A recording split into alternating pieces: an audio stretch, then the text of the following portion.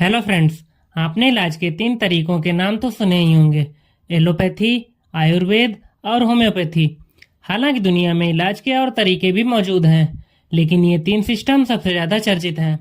कभी आपने सोचा है कि इन 3 तरीकों में फ़र्क क्या है? क्यों किसी बीमारी में डॉक्टर एलोपैथी की दवा लिखता है, कोई आयुर्वेद की सलाह देता है और कोई होम्योपैथी को नेचुरल और जेंटल मानता है? आज की इस वीडियो में हम इन तीनों सिस्टम्स को डिटेल में समझेंगे, उनकी history, principle, treatment methods, strength और लिमिटेशंस के साथ, और लास्ट में कंपेयर करेंगे कि कौन सा सिस्टम सबसे बेस्ट है। इसीलिए वीडियो को लास्ट तक जरूर देखें, और अगर वीडियो हेल्पफुल लगे तो सब्सक्राइब करना ना भूलें। चलिए शुरू करते हैं। वेलकम टू माय चैनल सेहत एंड साइंस। सबसे पहले बात करते हैं सबसे फेमस एलोपैथी की। एलोपैथी को हम मॉडर्न या कन्वेंशनल मेडिसिन भी कहते हैं। ये सिस्टम पूरी तरह साइंस और टेक्नोलॉजी पर आधारित है।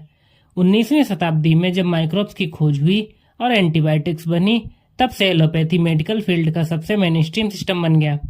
क्या आपको पता है सबसे पहली एंटीबायोटिक कौन सी थी और किसने डिस्कवर की थी?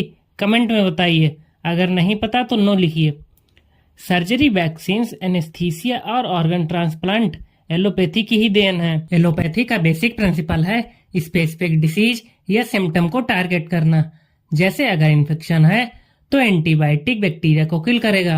अगर इन्फ्लामेशन है तो एंटी इन्फ्लामेटरी मेडिसिन उसे कम करेगी।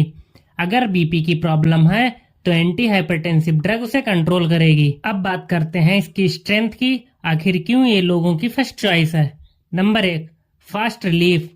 एक्यूट प्रॉब्लम्स और इमरजेंसी सिचुएशंस जैसे हार्ट अटैक, अस्थमा अटैक और एक्सीडेंट में ये लाइफ सेविंग है। Number 2, evidence based. हर दवा क्लिनिकल ट्रायल्स और रिसर्च स्टडीज से अप्रूव्ड होती है। Number 3, advance diagnostics and surgery. Test, scans, transplants और सर्जिकल प्रोसीजर इसी सिस्टम की स्ट्रेंथ है। अब जानते हैं इस सिस्टम की लिमिटेशंस। आखिर कहाँ ये सिस्टम फेल हो जाता है? Number 1, side effects. मेडिसिन सिर्फ डिसीज पर नहीं, बॉडी के अन्य सिस्टम्स पर भी असर डालती हैं। Number 2, chronic diseases. Diabetes, BP, arthritis जैसी कंडीशंस में दवाएं सिम्टम्स कंट्रोल करती हैं, उसकी जड़ खत्म नहीं करती। Number 3, over use risk. Antibiotics का ज़्यादा यूज करने से रेजिस्टेंस पैदा हो जाता है, फिर वो दवा काम करना बंद कर देती है। कभी सोचा है होम्योपैथी इतना प्रसिद्ध क्यों नहीं है जितना कि एलोपैथी और आयुर्वेद? आखिर होम्योपैथी के इतने कम फॉलोअर्स क्यों हैं? ये जानने के लिए वीडियो लास्ट तक देखें। उससे पहले बात करते हैं सबसे पुराने और सेफ सिस्टम आयुर्वेद की। आयुर्वेद शब्द 2 शब्दों से मिलकर बना है, आयुर और वेद। आयुर का मतलब है लाइफ और वेद का मतलब है नॉलेज, तो आयुर्वेद का मतलब हुआ नॉलेज ऑफ लाइफ। ये सिस्टम 5000 साल पुराना है और भारत की परंपरा से जुड़ा है। ये सिस्टम चरक संहिता और सुश्रुत संहिता जैसे ग्रंथों पर आधारित है। अब बात करते हैं आयुर्वेद के प्रिंसिपल की। आखिर आयुर्वेद किस पर काम करता है? आयुर्वेद मानता है कि हमारा शरीर और प्रकृति 5 मूलभूत तत्वों से बने हैं। नंबर 1, आकाश मतलब स्पेस। इसका मतलब होता है खाली जगह। शरीर में ये एलिमेंट्स कैविटीज, गैप्स और कम्युनिकेशन पाथवेज देता है। नंबर 2, वायु एयर। शरीर में ये हर तरह की एक्टिविटी जैसे सांस लेना, ब्लिंकिंग, ब्लड सर्कुलेशन और मसल कॉन्ट्रैक्शन इसी से पॉसिबल है। नंबर 3, अग्नि फायर। बॉडी में डाइजेशन, मेटाबॉलिज्म, एनर्जी ट्रांसफॉर्मेशन और टेम्परेचर कंट्रोल इसी एलिमेंट से होता है। नंबर 4, जल water. Body fluids, blood, saliva, digestive juices, lymph सब जल तत्व का हिस्सा हैं। नंबर 5, पृथ्वी अर्थ। बोन्स, मसल्स, टीथ और टिश्यूज ये सब पृथ्वी तत्व से जुड़े हैं। आयुर्वेद कहता है कि ये 5 एलिमेंट्स मिलकर 3 दोष बनाते हैं, वात, पित्त और कफ। वात बनता है एयर और स्पेस से मिलकर, ये रिस्पॉन्सिबल होता है मूवमेंट और नर्वस सिस्टम के लिए। पित्त पित्त बनता है फायर और वाटर से मिलकर, ये रिस्पॉन्सिबल होता है डाइजेशन और मेटाबॉलिज्म के लिए। कफ कफ बनता है वाटर और अर्थ से मिलकर, ये रिस्पॉन्सिबल होता है स्ट्रेंथ और स्टेबिलिटी के लिए। और डिसीज तब होती है जब ये दोष इम्बैलेंस हो जाते हैं। इसीलिए ट्रीटमेंट का फोकस लाइफस्टाइल, डाइट, हर्ब्स और थेरेपीज से इन्हें बैलेंस करने पर होता है। अब देखते हैं कुछ Ayurvedic treatment methods. Number 1, herbal medicines.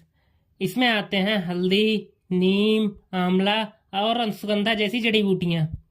Number 2, diet and lifestyle. खाने पीने और दिनचर्या में बदलाव करके भी आयुर्वेदिक ट्रीटमेंट दिया जाता है।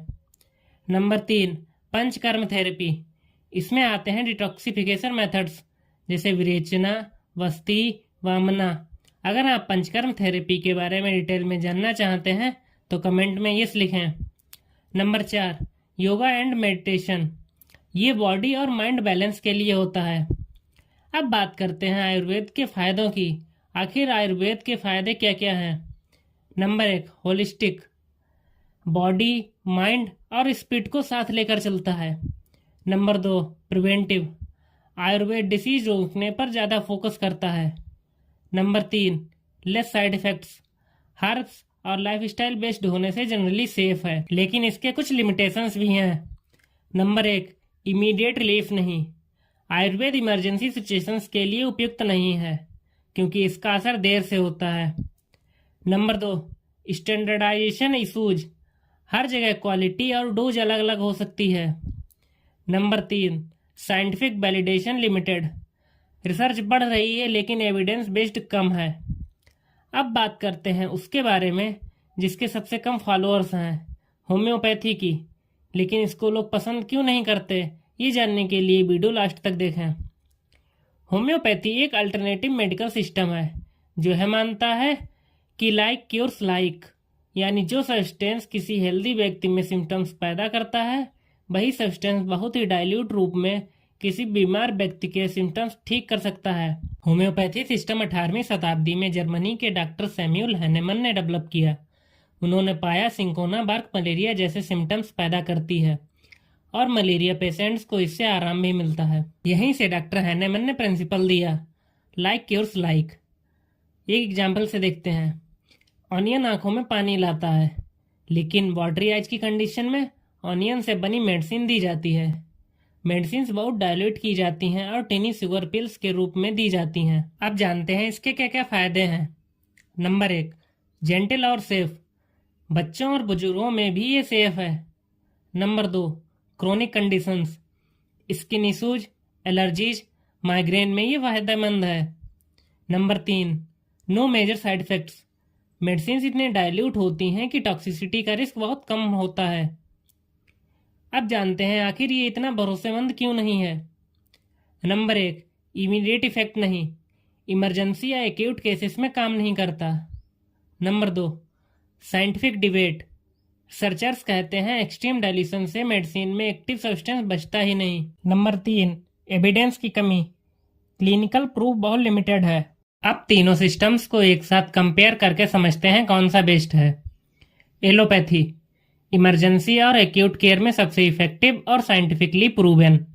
आयुर्वेद प्रिवेंशन और लाइफस्टाइल करेक्शन के लिए बेस्ट। होम्योपैथी जेंटल अप्रोच लेकिन साइंटिफिक वैलिडेशन वीक। असल में कोई भी सिस्टम परफेक्ट नहीं है। हमने देखा कि हर सिस्टम की अपनी स्ट्रेंथ और लिमिटेशंस हैं और सही जगह पर सही सिस्टम चुनना ही रियल विजडम है। इमरजेंसी में एलोपैथी लाइफ सेविंग है। प्रिवेंशन और लाइफस्टाइल केयर के लिए आयुर्वेद पावरफुल है और जेंटल लॉन्ग टर्म सपोर्ट के लिए लोग होम्योपैथी को प्रेफर करते हैं। याद रखिए, ट्रीटमेंट चुनते समय सबसे जरूरी है क्वालिफाइड डॉक्टर की सलाह लेना। आपके हिसाब से कौन सा मेडिकल सिस्टम आज के समय में सबसे ज़्यादा इफेक्टिव और सेफ है? कमेंट में अपना ओपिनियन जरूर शेयर करें। अगर वीडियो हेल्पफुल लगी हो तो इसे लाइक और शेयर करना मत भूलिए और हेल्थ और साइंस से जुड़ी ऐसी ही और ऑथेंटिक जानकारी के लिए चैनल सब्सक्राइब करना ना भूलें।